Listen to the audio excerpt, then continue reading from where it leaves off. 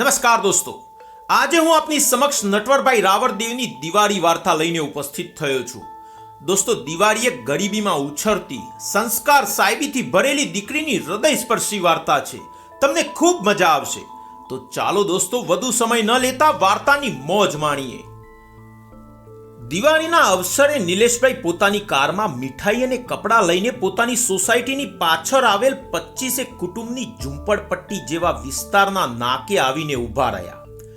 ડિક્કી ખોલીને સામાન બહાર કાઢી રહ્યા હતા ત્યાં સુધી તો ઝૂંપડપટ્ટીના હાજર બાળકો, સ્ત્રીઓ એકઠા થઈ ગયા. ઘડીક વારમાં તો વિતરણ પણ થઈ ગયું. લગભગ બધા કુટુંબોને કપડાં, મીઠાઈ અપાઈ ચૂકી હતી. છતાંય અવાજો આવે જતા હતા, એ ભાઈ, આ બેનને મીઠાઈ રહી જઈ. એ સાહેબ, આ છોકરાને એક જર્સી હોય તો આલો ને. ઓ મોટા ભાઈ, આ સોડીને માવતર નથી, એને એક લુગડું વધારે આલો ને. નિલેશભાઈએ ટૂંકમાં પતાવ્યું. ફરી કોઈ વાર આવીશ ત્યારે આપીશ. હાલ તો જે કંઈ લાવ્યો હતો એ બધું ખલાસ થઈ ગયું. કાર ચાલુ કરીને 20 મીટર આગળ આવ્યા ત્યાં એમની નજર એક દીકરી પર પડી. એમણે કાર થોભાવી. દીકરી હાથમાં પુસ્તક પકડીને વાંચી રહી હતી. 12 વર્ષની ઉંમર હશે. એના નાનકડા મોઢેથી સુરીલો સ્વર વહી રહ્યો હતો. ઓ ઈશ્વર, ભજીએ તને, મોટું છે તુજ નામ, ગુણ તારા નિત ગાઈએ, થાય અમારા કામ. હેત લાવી હસાવ તું, સદા રાખ દિલ સાફ, ભૂલ કદી કરીએ અમે તો પ્રભુ કરજે માફ. સુરીલો સ્વર સાંભળીને કુતૂહલવશ નિલેશભાઈ કારમાંથી નીચે ઉતર્યા. એમને એટલો ખ્યાલ તો આવ્યો કે આ દીકરી મીઠાઈ લેવા તો નથી જ આવી. ઉતરીને દીકરી પાસે ગયા અને પૂછ્યું, બેટા, તું મીઠાઈ લેવા કેમ ના આવી? દીકરીએ જવાબ આપ્યો, બાપુજીએ ના પાડી છે. અહીં તો 2-3 દિવસથી કેટલાય લોકો ચીજ વસ્તુઓ આપવા આવે છે, પરંતુ બાપુજીએ કહ્યું છે કે મહેનત વગરની કોઈ ચીજ વસ્તુ ના લેવાય. નિલેશભાઈ ચોંકી ગયા. દીકરીની શુદ્ધ ભાષા એટલી તો સાક્ષી પૂરતી જ હતી કે તે કોઈ વ્યવસ્થિત મા બાપનું સંતાન છે. તો ઈંટો અને માટીની દિવાલ ને પતરાના છાપરાવાળું નાનકડું ઘર અને બાજુમાં ઊભેલ હાથ લાડી ગરીબીની ચાડી ખાતા હતા. નિલેશભાઈએ દીકરીના માથે હાથ મૂકીને પૂછ્યું, બેટા, તારું નામ શું? દીકરીએ વિસ્મયપૂર્વક જવાબ આપ્યો, સાહેબ, એક ઝાડ, ઝાડને 12 ડાળી, દરેક ડાળીને 30-30 પાન, છેલ્લી ડાળીનું છેલ્લું પાન, એ જ મારું નામ. દીકરીનું શુકલકડી શરીર, શરીર પર સાવ સાદા કપડાને છતાંય સૂકી ભૂખ ના દુઃખી ચિંતા, સાક્ષી ભરતો રૂઆ ભર્યો ચહેરો ને એમાંય નામ પૂછતા મળેલો અજીબ જવાબ. નિલેશભાઈને નવાઈ લાગી. નિલેશભાઈ દીકરીની બાજુમાં બેસી ગયા અને બોલ્યા, બેટા, તું મારો સાહેબ ને હું તારો વિદ્યાર્થી. બસ, પણ તારું નામ પૂછતા તે જે જવાબ આપ્યો એ સમજાવ. દીકરી ખિલખિલાટ હસી પડીને પછી બોલી, અરે સાહેબ, આટલું ના સમજ્યા? એક ઝાડ એટલે 1 વર્ષ, 12 ડાળી એટલે 12 મહિના, એના 30 પાન એટલે મહિનાના 30 દિવસ, છેલ્લી ડાળીનું છેલ્લું પાન એટલે છેલ્લા આસો મહિનાનો છેલ્લો દિવસ, આસો વદ અમાસ એટલે દિવાળી. મારું નામ દિવાળી. હવે સમજ્યા? ઘડીક ભર એકી ટસે દીકરીને જોઈ જ રહ્યા નિલેશભાઈ. સાચે જ એક ગરીબ ઘરમાં સાચી દિવાળી જોઈ. નિલેશભાઈએ મીઠાશ ભર્યા સ્વરે દીકરીને કહ્યું, બેટા, તારા મા બાપ ક્યાં? દીકરીનો ચહેરો થોડો વિલાયો. થોડીવાર રહીને બોલી, માને લકવો થયેલ છે, છેલ્લા 3 મહિનાથી ખાટલામાં છે, દવા ચાલુ છે, હવે થોડું સારું છે. આજે બાપુ એને દવાખાને ડોક્ટરને બતાડવા માટે લઈને ગયા છે. નાનો ભૈલો પણ સાથે ગયો છે. નિલેશભાઈ ઢીલા થઈ ગયા છતાંય પૂછ્યું, બેટા, તું ભણે છે? દીકરીએ હકારમાં માથું હલાવીને જવાબ આપ્યો, હા સાહેબ, હું સરકારી પ્રાથમિક શાળામાં 7મા ધોરણમાં ભણું છું ને ભૈલો 5મામાં. મારે તો ભણીને સ્કૂલમાં બેન બનવાનું છે ને ભૈલાને મોટો સાહેબ. આ સત્રાંત પરીક્ષામાં હું વર્ગમાં પ્રથમ નંબરે પાસ થઈ છું ને ભૈલો પણ એના વર્ગમાં પ્રથમ નંબરે રહ્યો છે. અમે બંને ભાઈ બહેન ભણવામાં હોશિયાર હતા એટલે તો મારા બાપુજી અમને લઈને ગામડેથી 3 વર્ષ પહેલા શહેરમાં આવ્યા. ગામડામાં બાપુજીને મજૂરી કામમાં વધારે પૈસા નહોતા મળતા. અહીં તો બાપુજી દરરોજ 300-400 રૂપિયા કમાઈ લે છે. માં પણ 3 ઘરના કામ કરીને મહિને 6,000નો ટેકો કરતી હતી, પરંતુ 3 મહિનાથી લકવો થતા ખાટલામાં છે. નિલેશભાઈ રીતસરના ઢીલા થઈ ગયા. એમણે મોબાઈલમાં સમય જોયો. બપોરના 12:30 થવા આવ્યા હતા. એટલે અનાયાસે પૂછાઈ ગયું, બેટા તે કંઈક ખાધું છે? દીકરીએ સાહજિકતાથી જવાબ આપ્યો, ના સાહેબ, ક્યાંથી ખાધું હોય? સરકારી દવાખાને વહેલો નંબર આવે એટલે બાપુજી તો માને લઈને દિવસ ઉગે જ નીકળી ગયા હતા. હજી પણ આવતા વાર લાગશે. આવીને બાપુજી ખાવાનું બનાવશે ને પછી અમે ખાઈશું. હજી મને ભૂખ નથી લાગી હો સાહેબ. નિલેશભાઈ દીકરીના માથા પર ફરીથી હાથ મૂકીને નીચું જોઈને નીકળી ગયા.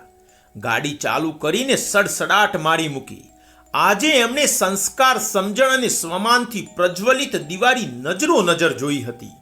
ઘેર આવીને ઘડીભર સોફામાં સુનમુન બેસી રહ્યા. પત્ની કૃપાબેને પાણી આપીને ચહેરો જોઈને પૂછ્યું, કેમ સાવ ઢીલા દેખાવ છો? નિલેશભાઈએ પત્ની સામે જોઈને કહ્યું, ઢીલો તો થઈ જ ગયો છું કૃપા, પરંતુ હકીકત જાણીને તુંય ઢીલી થઈ જઈશ. મેં આજે નજરો નજર દિવાળી જોઈ. નિલેશભાઈએ પાણી પીને બધી હકીકત કહી સંભળાવી. વાત સાંભળીને કૃપાબેન ખરેખર ભાવ વિભોર બની ગયા. પતિ પત્નીએ કંઈક નક્કી કરી લીધું. નિલેશભાઈ અને કૃપાબેન બંને એક જ કોલેજમાં પ્રોફેસર છે. પતિ પત્ની બંને પરગજુ સ્વભાવના છે, પરંતુ કુદરતે હજી સંતાન સુખ આપ્યું નથી. સાંજે જમીને નિલેશભાઈ અને કૃપાબેન બંને નીકળ્યા એ જ ઝૂંપડપટ્ટીએ જવા માટે. નિલેશભાઈએ દિવાળીના ઘર પાસે ગાડી થોભાવી. ગાડી જોઈને ઝૂંપડપટ્ટીમાં થોડી હલચલ થઈ, પરંતુ નિલેશભાઈ અને કૃપાબેન ગાડીમાંથી ઉતરીને સીધા દિવાળીના ઘેર પહોંચી ગયા. કેરોસીનના દીવડાના અજવાળામાં દિવાળી નિલેશભાઈને ઓળખી ગઈ. એટલે એણે એના બાપુજીને કહ્યું, બાપુજી, સવારે આ સાહેબ મીઠાઈ અને કપડાં આપવા આવ્યા હતા. અહીં અને મારી પાસે બેસીને મારા માથા પર હાથ ફેરવીને મારું નામ પૂછ્યું હતું. દિવાળીના મા બાપે આવકાર આપ્યો. નાનકડી ખાટલીમાં નિલેશભાઈ અને કૃપાબેન બેઠા. દિવાળીએ નિલેશભાઈ અને કૃપાબેનને પાણી આપ્યું. નિલેશભાઈએ સવારની હકીકત દિવાળીના બાપુજીને કહી અને પછી કહ્યું, તમારી દીકરીના સંસ્કાર, સમજણ અને સ્વમાન અમને અત્યારે અહીં ખેંચી લાવ્યા છે. દીકરીના પિતાજી શિવરામભાઈએ પોતાના પરિવારની બધી હકીકત ટૂંકમાં કહી સંભળાવી. નિલેશભાઈએ પણ પોતાનો પરિચય આપ્યો. નિલેશભાઈએ જાણ્યું કે મા કાર્ડની સહાયથી દિવાળીની મા ભગવતીબેનની દવા થઈ રહી છે. દિવાળીના બાપુ હાથલારી પર માલ સામાનની હેરફેર કરીને કુટુંબનો જીવન ગુજારો કરી રહ્યા છે ને બંને બાળકોને સરકારી શાળામાં ભણાવી રહ્યા છે. નિલેશભાઈએ જોયું કે સાવ નાનકડા ઘરમાં ભગવાનના ફોટા પાસે દીવો ઝરહરી રહ્યો છે ને બાજુમાં શ્રીમદ ભગવદ્ ગીતાજીનો ગ્રંથ પડેલો છે. બાકી તો દિવાળીના મા બાપ સાથેની વાતચીતમાં જ નિલેશભાઈ પામી ગયા કે ખરેખર આ ઝૂંપડામાં સંતોષ અને સંસ્કાર સાહેબીની ઝગમગતી દિવાળી છે. વાતચીત પૂરી થતાં જ કૃપાબેને પોતાના પર્સમાંથી રાખડી કાઢીને નિલેશભાઈને આપી. નિલેશભાઈ રાખડી લઈને ભગવતીબેનના ખાટલા પાસે ગયા. દિવાળીના મા બાપ તો નિલેશભાઈ શું કરવા માગે છે જોઈ જ રહ્યા. નિલેશભાઈ ભગવતીબેનના હાથમાં રાખડી પકડાવીને બોલ્યા, આજથી તમે મારા બેન, બાંધો રાખડી. એટલું બોલીને હાથ લાંબો કર્યો. ભગવતીબેનને દિવાળીના પિતા શિવરામભાઈ તરફ નજર નાખી. શિવરામભાઈએ મુખ સંમતિ આપી. વાતાવરણ લાગણીમય બની ગયું. થોડી વાર રહીને કૃપાબેનને દિવાળીની માને કહ્યું, નણંદબા, કાલથી તમારે અમારે ત્યાં રહેવા આવી જવાનું છે. અમારા બગીચામાં ઓરડી ખાલી જ છે. તમારે વગર ભાડેથી ત્યાં જ રહેવાનું છે. તમે સંપૂર્ણ સાજા થઈ જાઓ ત્યારે અમારા ઘરનું કામકાજ સંભાળી લેજો. દિવાળીના બાપુ એમની મરજી મુજબનો ધંધો કરી શકે છે. બંને બાળકોનો અભ્યાસ પૂરો થાય ત્યાં સુધીની જવાબદારી આજથી અમારી. બાળકોનો અભ્યાસ પૂરો થાય એટલે અમારી જવાબદારી પૂરી. દિવાળીના પિતાજી શિવરામભાઈ નિલેશભાઈને પગે પડે એના પહેલા તો નિલેશભાઈએ એમને બાથમાં લઈ લીધા. બીજા દિવસે સવારે જ દિવાળીનો પરિવાર નિલેશભાઈને ત્યાં રહેવા આવી ગયો. એક જ અઠવાડિયામાં દિવાળી નિલેશભાઈ અને કૃપાબેનથી એવી હળતી મળતી થઈ ગઈ કે જાણે એમની સગી દીકરી ના હોય. એણે કૃપાબેનને કહ્યું, મામી, અમારા ઘેર ભયેલો છે તો તમારે ઘેર કેમ નથી? તમે અમારા માટે આટલું બધું કર્યું તોય ભગવાન નહીં સાંભળતો હોય કે શું? કાલથી જ ભગવાનને સવાર સાંજ ભયલા માટે પ્રાર્થના કરીશ. હું જોઉં છું કે ભગવાન મારી પ્રાર્થના ક્યાં સુધી નથી સાંભળતા. કૃપાબેન પાસે કોઈ પ્રત્યુત્તર નહોતો, પરંતુ તેઓ દિવાળીને એકી ટસે જોઈ જ રહ્યા. એમની આંખોમાંથી દડ દડ કરતા આંસુ વહી પડ્યા. જોત જોતામાં 1 વર્ષ વીતી ગયું. આજે દિવાળી છે. નિલેશભાઈ અને દિવાળીનો પરિવાર હોસ્પિટલમાં આમથી તેમ આંટા મારી રહ્યો છે. નર્સે બહાર આવીને મીઠો ટવકાર કર્યો. કૃપાબેને બાબાને જન્મ આપ્યો છે. નિલેશભાઈની આંગણે આજ દિવાળી જ દિવાળી છે. બોલો દોસ્તો, કેવી લાગી વાર્તા? મજા આવીને? છે ને ખરેખર અદ્ભુત હૃદયસ્પર્શી વાર્તા. દોસ્તો, જો વિડીયો આપને પસંદ આવ્યો હોય તો પ્લીઝ વિડીયોને લાઈક કરજો અને તમારા દોસ્તો સુધી એને શેર કરજો. અને હા દોસ્તો, ચેનલને સબસ્ક્રાઇબ કરવાનું ચૂકતા નહીં. દોસ્તો, ફરી મળીશું આવી જ એક નવી વાર્તા સાથે. ત્યાં સુધી રજા આપો. ધન્યવાદ.